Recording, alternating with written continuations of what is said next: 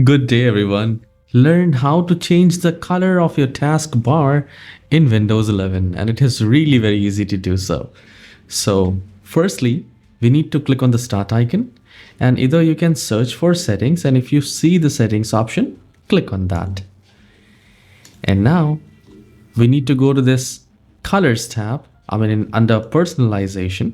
Once you click on this personalization, go to this colors and you will find choose your mode, change the color that appears in Windows and your apps. So here either select dark or custom. So I'll select custom and it says choose your default Windows mode. You can select either dark, select the dark and then scroll down. Now here it says show accent color on start and taskbar. I'll turn on. Now the moment I turn on, it will show me the selected color. So in the start icon as well and in the taskbar. So let's say if I select this, you see it has been changed. So this is how you can change the color of the taskbar as well as the start menu.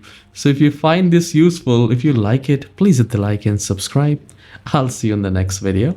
Have a wonderful day.